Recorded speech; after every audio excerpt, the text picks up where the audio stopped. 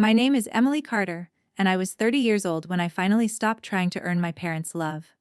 Not because I wanted to. Because they made it impossible. 5 days before my wedding, my mother called while I was sitting on the floor of our apartment. Surrounded by half-packed wedding decorations and handwritten place cards, I smiled when her name appeared on my phone. Even after everything, some part of me still hoped. "Hi, Mom." She skipped the greeting. "Emily, your father and I need to tell you something." The tone told me everything before the words ever could. I stopped writing names. The room suddenly felt quiet. "We won't be able to make the wedding." I laughed. Not because it was funny. Because my brain refused to believe what I had just heard. "What? Please don't make this harder than it already is." My mother sounded inconvenienced. Not heartbroken, not apologetic. Simply inconvenienced. "Dylan needs us." There it was, my younger brother. The center of our family universe. Always had been, always would be. "They're opening the Dubai location next weekend," she continued. "The investors specifically invited immediate family. This could change his life." I stared at the unfinished seating chart lying beside me. "What about my wedding?" Silence. Then, "You know your brother has worked so hard." I closed my eyes. "So have I, Emily. I've been planning this wedding for 11 months. I know. The date has been on your refrigerator since last summer. I know. You already bought your dress. I know. So you're choosing Dubai. It's only one day? Only one day." Funny how people minimize the days that matter most when they belong to someone else. My voice became strangely calm. "Mom, this isn't just one day." She sighed. "You're overreacting." "No, I'm being honest." Another pause. Then she said the sentence that had followed me since childhood. "You've always been the understanding one." There it was. The sentence that explained my entire life. Not loved more, not celebrated more, not protected more, just understanding. Translation: Emily will be disappointed, but she'll survive. Emily won't make a scene. Emily will forgive us. Emily always does. "I'm sorry," she said. It didn't sound like she was. "We'll celebrate when we get back." I looked around our apartment. The invitations, the flowers, the wedding dress hanging near the bedroom door. "This isn't a birthday dinner," she stayed quiet. Then, "You have Ryan's family." Those 6 words hit harder than everything else. You have Ryan's family. As if parents were interchangeable. As if missing your daughter's wedding could be replaced by someone else's kindness. I whispered, "I guess I do." Then I ended the call. I didn't cry. Not immediately. Instead, I just sat there. The apartment was silent except for the ticking clock above the kitchen. 10 seconds. 20:30. The front door opened. Ryan walked inside carrying 2 bags of groceries. He smiled. "Wes, who finally found those mini cheesecakes you wanted?" Then he looked at my face. The smile disappeared. "What happened?" I couldn't answer. I simply handed him my phone. He didn't read anything. He didn't need to. "They're not coming." It wasn't a question. I nodded. Ryan slowly placed the groceries on the counter.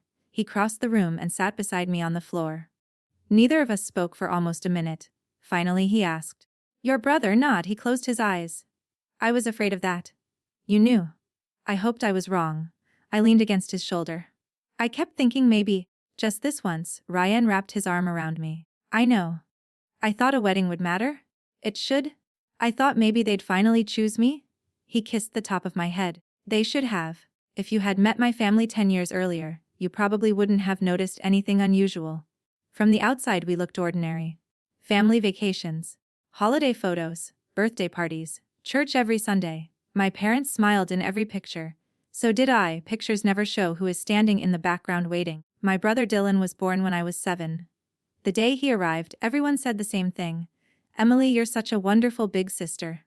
I took that job seriously. I helped feed him, read bedtime stories, walked him to school, protected him from bullies, cheered at every soccer game. When he scraped his knee, I found the bandages. When he forgot homework, I drove it to school. When he failed college classes, Dad blamed stress. When I earned scholarships, Mom said, "That's nice, honey." Then she asked if I'd seen Dylan's missing jacket.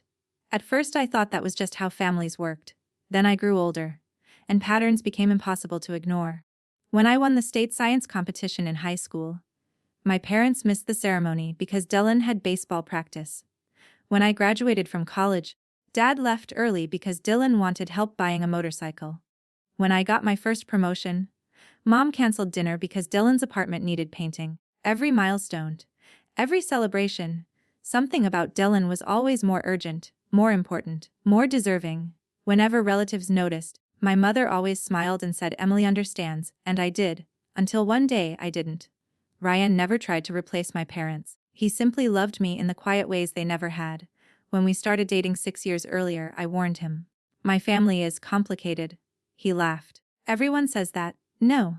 I mean really complicated, he learned quickly. Every holiday ended with disappointment. Every family gathering revolved around Dylan. Every phone call somehow became about his latest business idea. Ryan never criticized my parents, not once. Instead he would ask, "Are you okay?" Sometimes that question hurt more than criticism ever could. Because someone had finally noticed. 3 days after the phone call, wedding planning continued. Because weddings don't stop for broken hearts. The florist still needed final numbers. The bakery wanted confirmation. The photographer needed the timeline. Life kept moving. Even when I wanted it to stand still. That afternoon Ryan's parents came over. Michael and Susan Bennett. They had been married for 38 years. The kind of couple who still held hands while grocery shopping. Susan walked in carrying homemade lasagna. Michael balanced a toolbox under one arm. Ryan said one of the dining chairs is loose. He fixed furniture whenever he visited. Whether it needed fixing or not. Susan hugged me. What happened? I forced a smile. Nothing. She looked toward Ryan. He gave the smallest shake of his head. Not here. Not now. She understood. Dinner was quieter than usual. Halfway through the meal, Michael looked at the empty chair beside me. The father-daughter dance song. I froze. We should probably decide where everyone will be sitting. Ryan put down his fork. The room became still. Susan reached across the table and gently touched my hand. Emily, I finally broke, not dramatically, not loudly. Just tears. The kind you've held back for years. They're not coming? No one spoke. Michael slowly removed his glasses. Susan covered her mouth. Ryan explained everything. Dubai investors. My brother. The phone call. The silence that followed felt endless. Finally Michael stood up. Without saying a word, he walked around the table. Then he knelt beside my chair. He looked directly into my eyes, and said something no father had ever said to me. You deserved better. Just 5 words. 5 simple words. Yet somehow, they healed something I hadn't realized was still broken. I had spent 30 years wondering whether I simply expected too much. Whether wanting my parents at my wedding was selfish. Whether I was overreacting. Michael erased all those doubts in one sentence. You deserved better. I cried harder than I had during the phone call. Because sometimes the hardest thing isn't hearing the truth. It's hearing someone finally confirm you've been carrying it alone. Michael squeezed my hand. Then quietly asked, "May I help in any way?" I looked at him, confused. I don't know. He smiled gently. We'll figure it out together. At that moment I had no idea that one simple promise would change my wedding, and my understanding of what family truly means. I barely slept after dinner at Ryan's parents' house. Michael's words kept replaying in my head. You deserved better. No one had ever said that to me before. Not my relatives, not my friends, not even myself. For years, I had convinced myself my parents loved me. They simply loved Dylan a little more. Now, for the first time, I wondered if I had spent 30 years making excuses for people who never asked me to. The next morning I drove to the wedding venue alone. It was an old vineyard overlooking rolling hills outside Asheville, North Carolina. Rows of white chairs had already been arranged beneath a canopy of oak trees. The florist was hanging white roses around the wooden arbor. It looked exactly the way I'd imagined since Ryan proposed. Almost, I stood in the front row. 2 seats, bride's side, reserved for my parents. I stared at them for several minutes. My wedding planner, Chloe, walked over with her clipboard. Everything okay? I forced a smile. Can we remove these signs? She reached for them, then stopped. Are you sure? I looked around. Guests would notice either way. If I removed them, people would ask where my parents were. If I left them, people would still ask. I took a deep breath. No. She looked surprised. Leave them? They made their decision. I'm not hiding it. That afternoon my phone buzzed. It was Dylan. His name filled the screen. For a moment I considered ignoring it. Instead, I answered. He sounded excited. Like someone calling to share good news. Mom said she's talked to you. She did. I just wanted to make sure we're okay. I laughed. A quiet laugh. We're okay. I mean, I know the timing sucks. The timing? You mean missing my wedding? Emily, you know how much this opportunity means. I interrupted him. Silence. Dylan. They wanted to. That wasn't my question. Another pause. Finally, no. Those 2 letters somehow hurt more than anything my mother had said. You knew. I figured you'd understand. There it was again. Understand. Always understand. Dylan, yeah. I hope your opening is everything you've dreamed of. It will be. And I hope one day. I paused. Someone treats your daughter the way you've treated your sister. He didn't answer. Neither did I. I ended the call. 3 days before the wedding, Ryan was still working. Our guest list had grown from 98 to 112. Someone always brought a +1. Someone always forgot to RSVP. Life kept happening. Meanwhile, my mother posted photos on Facebook, packing for an exciting family trip. Dozens of comments. So exciting! Congratulations to Dylan. Family comes first. I stared at that last comment for almost a minute. Family comes first. Apparently, only certain family. The rehearsal dinner was held in Michael and Susan's backyard. Nothing fancy. Long wooden tables, string lights, homemade barbecue, neighbors laughing, kids running across the grass. Everything felt comfortable, real. No one cared about appearances, they cared about people. Halfway through dinner, Michael stood. He tapped his glass. I'd like to say something. The yard became quiet. He looked around the table before stopping at me. When Ryan was 8 years old, he came home crying because another little boy told him family is only the people who share your last name. Everyone smiled. I remember telling him something. He looked toward Ryan. Do you remember? Ryan laughed. You said family is whoever keeps showing up. Michael nodded. That's still true. Then, he looked directly at me. Emily. Our family didn't grow because Ryan got older. It grew the day you walked through our front door. You've belonged here for years. Susan reached over and squeezed my shoulder. We've never thought of you as Ryan's girlfriend. Or Ryan's fiancée. We've thought of you as our daughter. My eyes filled immediately. Michael continued. And daughters don't face life's biggest moments alone. The yard stayed silent. Then he looked toward everyone else. I've been thinking a lot these past few days. I know Emily never asked me, but I'd like to ask her. He turned back to me. His voice was almost trembling. Emily, would you allow me the honor of walking you down the aisle? Everything stopped. Even the children playing nearby seemed quiet. I couldn't speak. Susan was already crying. Ryan smiled through tears. I covered my mouth. Nothing came out. Michael smiled gently. You don't have to answer now. I stood, walked around the table, and hugged him tighter than I'd hugged anyone in years. When I finally managed to speak, I'd be honored. He wrapped one arm around my shoulders. No, the honor is mine. The rehearsal ended with laughter. But later that night, I couldn't sleep. Around midnight I walked downstairs for water. The kitchen light was on. Michael sat alone at the table. A notebook lay open beside him. He quickly closed it. Couldn't sleep either. He smiled. Old man problems. I laughed. What were you writing? He hesitated, then handed me the notebook. Inside every page contained notes. Walk slowly. Smile. Offer left arm. Pause halfway if needed. Remember bouquet. Tell Emily she's beautiful. Don't rush. Don't cry before ceremony. I looked up. You've been practicing. He shrugged. I've never had a daughter. I figured I should do it right. My vision blurred again. He chuckled. I even watched videos online. So I wouldn't step on your dress. I couldn't stop smiling through my tears. My own father hadn't asked a single question about the wedding. This man had been studying how to walk beside me. The next morning I visited a bridal boutique for one last fitting. Susan came with me. While I stood on the platform, the consultant adjusted the hem. Susan looked at me through the mirror. Can I tell you something? Of course. I've wanted a daughter since Ryan was born. I smiled. She continued. I stopped hoping years ago. But then Ryan brought you home. She laughed softly. You were carrying a pie. It slid off the plate in my driveway. I remember? You apologized for 20 minutes. I thought you hated me. She shook her head. I loved you before we even finished dessert. She walked over, straightened my veil, then whispered. Your mother is missing something she'll regret forever. The day before the wedding arrived, guests began checking into nearby hotels. My cousins arrived, college friends, neighbors, old coworkers. Everyone asked the same question. When do your parents get in? I smiled politely. They won't. Some looked shocked. Others uncomfortable. No one knew what to say. Neither did I. That evening Ryan found me sitting alone near the vineyard. The sun was disappearing behind the hills. He sat beside me. A little? About marrying me?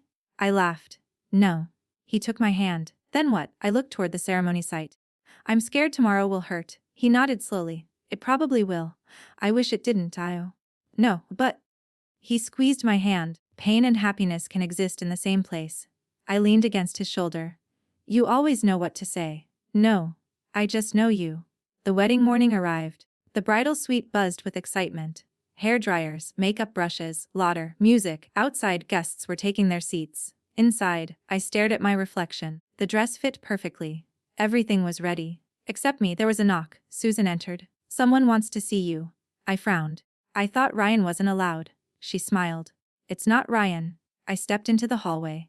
Michael stood there wearing a navy blue suit. His tie matched Ryan's. His hands were shaking. "You look beautiful," he whispered. "So beautiful." His eyes filled with tears. He quickly looked away. I promised myself I wouldn't cry before the ceremony. I laughed. "You lasted longer than I did." He reached into his pocket. "I have something." He handed me a small velvet box. Inside was a delicate silver bracelet. A tiny engraved charm read, "Family is who stays." I wasn't sure if it was appropriate. "It is. It's perfect." He smiled.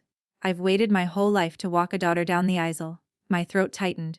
I just never imagined she'd choose me. Before I could answer, a wedding coordinator hurried toward us. Her face looked pale. "Emily." She hesitated. "I'm sorry. There's someone here asking for you." She swallowed. "You might want to sit down." "You might want to sit down." The wedding coordinator's voice barely rose above a whisper. My heartbeat quickened. "Who is it?" She glanced toward the hallway leading to the lobby. "I think it's your father." For a second I forgot how to breathe. "My father. Here." After telling me they were flying to Dubai. Michael looked at me but didn't say a word. He knew this wasn't a moment anyone else could navigate for me. He said quietly. Then he walked away. As I slowly made my way toward the lobby. Every step felt heavier than the last. When I turned the corner, there he was, standing alone, gray suit, wrinkled shirt, a small carry-on suitcase beside him. He looked exhausted, like he hadn't slept in days. The moment our eyes met, he smiled. A weak, uncertain smile. "Hi, Em." I didn't move. "What are you doing here?" He swallowed. "I came. I can see that. I missed my flight." I stared at him. "You missed your flight?" He nodded. "There were delays." "I caught another one. I flew through New York. I drove straight here." I folded my arms, and Mom, silence. "Dead. She stayed." Of course she did. Neither of us spoke for several seconds. Finally he said, "I know I don't deserve to be here." "No, you don't." He nodded slowly. "I know." He looked older than I remembered. Not physically, emotionally. Like something had finally caught up with him. I wanted to explain. I shook my head. "No. I've heard explanations my entire life. This isn't an explanation, it's an apology." Those words surprised me. Not enough to forgive him, but enough to listen. For 30 years. I kept choosing the easier conversation. When your mother wanted something, I agreed. When Dylan needed something, I stepped aside. I convinced myself you were stronger. You never complained. You always smiled. He looked down at the floor. I mistook your kindness for permission. The hallway remained silent. I failed. Simple. Direct. No excuses. No mention of investors. No mention of business. Just the truth. I wanted to believe him. I really did. But 30 years isn't erased in 30 seconds. "You know what hurts the most?" I asked. He looked at me. I stopped expecting birthday presents. I stopped expecting graduation gifts. I stopped expecting you to remember promotions. I even stopped expecting holidays. I took a deep breath. "But I never stopped believing you'd come to my wedding." His eyes filled instantly. "I know, you don't. If you understood, you would have been here yesterday." He nodded. "I deserve that. You deserve much worse." He didn't argue. Just then, Ryan appeared in the hallway. He stopped several feet away, not interrupting, simply waiting. My father looked at him. "I suppose you're Ryan." Ryan nodded politely. "It's nice to finally meet you." My father forced a smile. "I wish it had been under better circumstances." Ryan extended his hand anyway. They shook hands. Neither man said much. There wasn't much left to say. My father reached into his jacket pocket. "I brought something." He handed me a small envelope. "I found it yesterday." I frowned. "What is it?" "Open it later." "What is it?" He smiled sadly. "The truth." Before I could ask another question, he looked toward the ceremony lawn. "I should go." "What? I shouldn't be here?" You came all this way? "I know, but today isn't about fixing me. It's about you." He looked past me, toward Michael, who was standing quietly outside, waiting, not listening, just waiting. My father smiled. "He's a good man." "Yes, he is. I watched him from outside. He looks nervous." I almost laughed. "He is. I would be too." Then my father said something I never imagined hearing. "He deserves that walk." I looked at him. "What? He earned it?" I didn't. The words hung in the air. Heavy, honest, painful. He stepped forward. For just a second, I thought he was going to hug me instead. He simply touched my shoulder. "I'm sorry, Emily. No speeches, no promises, no asking for forgiveness.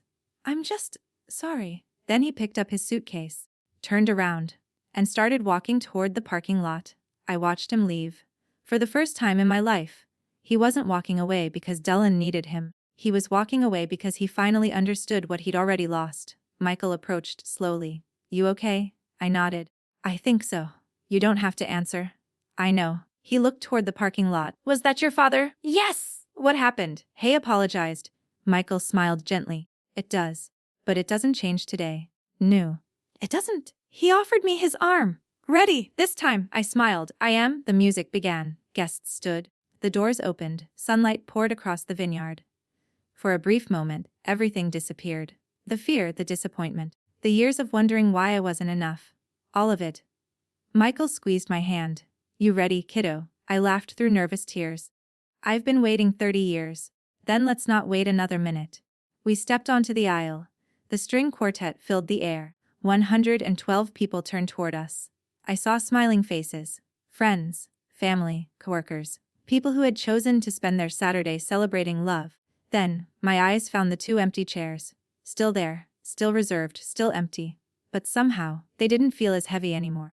Because I finally understood something. Empty chairs don't define a wedding. The people sitting around them do. Michael leaned closer as we walked. "You know something." "What?" "I've practiced this walk every night for a week." I laughed. "I know. Susan told you. I found your notebook." He groaned dramatically. "Oh no, you weren't supposed to see that." "I'm glad I did." He smiled. "So am I." Ryan stood waiting beneath the arbor. The moment he saw me, his eyes filled with tears. Later he would swear it was pollen. No one believed him. Michael placed my hand into Ryan's, then looked directly at him. "Take care of her." Ryan nodded without hesitation. "Every day." Michael smiled. "I know you will." He kissed my forehead, then quietly took his seat beside Susan. The ceremony began. Ryan's vows were simple. "Emily, I can't promise life will always be easy. I can't promise we'll never disagree. I can't promise we'll never make mistakes." He smiled. "But I can promise this. You will never wonder where you stand with me. I will choose you again tomorrow.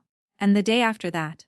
But every day after that, until death." Tears rolled freely down my face. Not because of what he promised. Because someone finally had. When it was my turn, I looked at him. Then at everyone gathered before us. I spent a long time believing love had to be earned. I thought if I worked harder, achieved more, asked for less, someone would finally choose me. I smiled at Ryan. "Then I met you? And your family. They taught me something? Real love doesn't keep score. It doesn't compare. It doesn't make you compete. It simply stays." Ryan squeezed my hands. "So today, I'm not just marrying the man I love. I'm joining the family that showed me what love actually looks like." There wasn't a dry eye in the audience. The officiant smiled. "By the authority vested in me, I now pronounce you husband and wife." Ryan grinned. "I've been waiting all day for this." The crowd laughed. "You may kiss your bride." He did. And for the first time in my life, I wasn't wondering who hadn't shown up. I was looking at everyone who had. An hour later, during the reception, as guests laughed and the band played softly, I finally remembered the envelope my father had given me.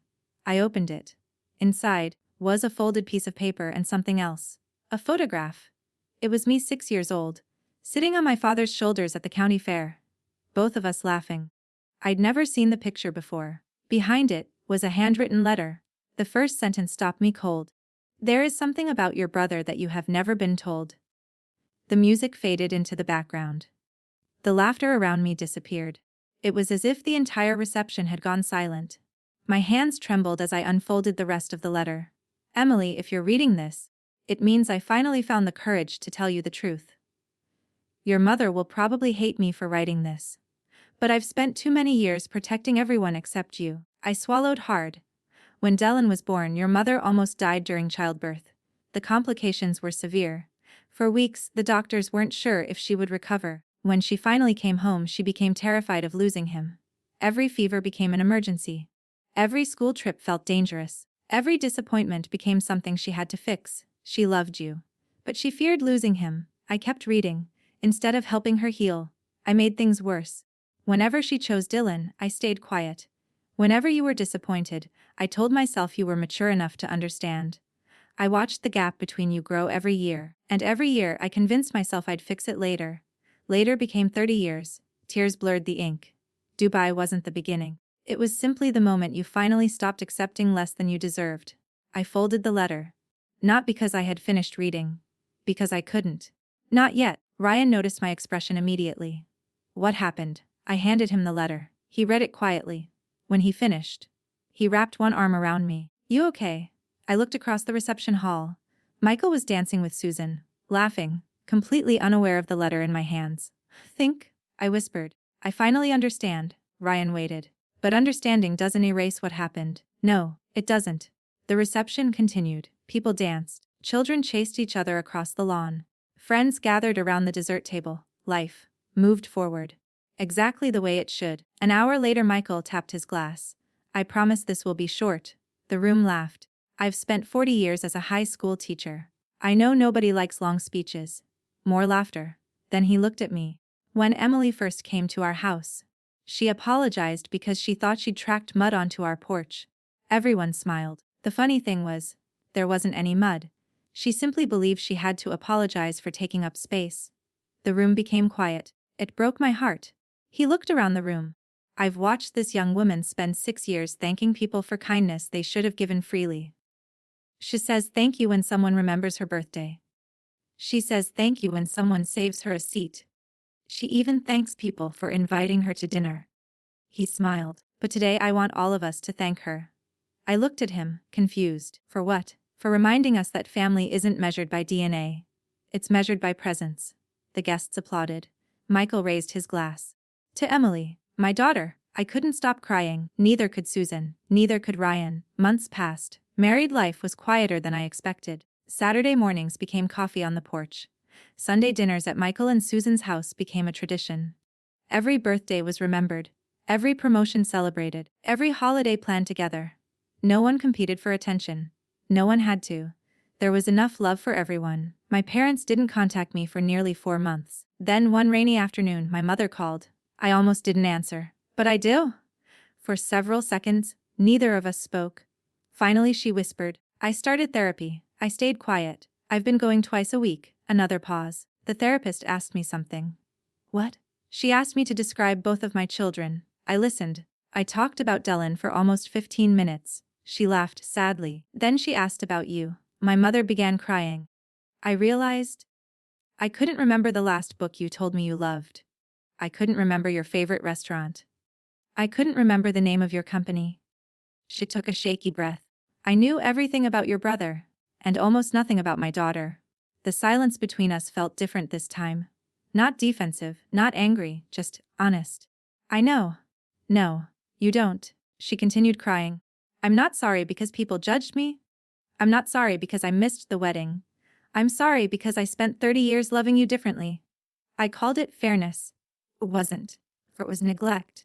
For the first time, she wasn't protecting herself, she wasn't explaining. She wasn't asking me to understand. She was taking responsibility. I don't expect forgiveness, she said quietly. I only wanted you to know I'm trying. I looked out the window. Rain tapped softly against the glass. I hope you keep trying. Not for me. For yourself. She whispered, I will. Then the call ended. 6 months later. My father invited me to lunch. Just the two of us. No Dylan, no mom. No distractions. He arrived early. Just like he used to for Dylan's soccer games. This time, he arrived early for me. I've been thinking, he said after we ordered. Dangerous habit. I smiled. He laughed, then became serious. I missed one wedding. He looked directly into my eyes. But the next milestone. I'll be there. He wasn't making a promise. He was making a commitment. There was a difference. The following spring, Ryan and I hosted our first family barbecue. Michael grilled burgers, Susan made potato salad. My parents came. They arrived carrying flowers, not gifts, not excuses. Flowers. My mother asked if she could help set the table. My father insisted on washing dishes. Small things, ordinary things, things parents do. It wasn't a perfect reunion. There were awkward silences, careful conversations, moments where everyone remembered the past. Healing rarely happens all at once. It happens in quiet choices, repeated over time. Later that evening, Michael stood beside me on the back porch. Quite a day, I smiled. It is. He looked toward both families laughing together inside. I've been meaning to ask you something. What? He grinned. Do you still wear that bracelet? I lifted my wrist. The silver charm caught the sunlight. Family is who stays. I never take it off. He nodded. Good. 1 year after our wedding, Ryan and I returned to the vineyard. The same chairs. The same oak trees. The same quiet hills. We walked to the spot where Michael had handed me to Ryan. I've been thinking, Ryan said. Oh, he laughed. I'd like to tell you something. What? He knelt. Not with a ring. With a tiny pair of baby shoes. I stared at them. Then back again. We're going to be parents. I burst into tears. 9 months later, our daughter was born. When the nurse asked who wanted to hold her first after us, Ryan smiled. I know exactly who. He walked into the hallway. A few moments later, Michael entered the room. His hands shook. Just like they had on our wedding day. He looked at our daughter. Then at me. I don't know if I've earned this. I smiled through tears. You earned it a long time ago. I placed our little girl into his arms. He looked down at her, crying openly. My beautiful granddaughter. For years I believed blood made someone family. But standing there, watching the man who had chosen to love me hold the next generation of our family, I finally understood. Being a parent isn't about being present at the birth, or sharing DNA, or having the right title. It's about showing up, again, and again, again. The day my parents skipped my wedding, I thought I had lost my family. The truth was, I had finally found it. Thank you so much for spending your time with us today. If Emily's story touched your heart, let it be a reminder that family isn't defined by blood. It's defined by the people who choose to stand beside you when it matters most. Sometimes the greatest act of courage isn't holding on to people who keep hurting you, it's making room for those who truly love and value you. At the Family Conspiracy, we share powerful stories of family betrayal, resilience, healing, and emotional justice. Stories that remind us we're never alone in our struggles. If this story resonated with you, we'd love to hear your thoughts. Have you ever experienced a moment when someone unexpected became your true family? Share your story in the comments below. Your words might be exactly what someone else needs to read today. If you enjoyed this video, please give it a thumbs up, subscribe to the Family Conspiracy, and turn on the notification bell so you never miss our next unforgettable story. Until next time, take care of yourself, cherish the people who truly show up for you, and remember, real family isn't always the one you're born into. Sometimes it's the one that chooses you. Thanks for watching The Family Conspiracy. We'll see you in the next story.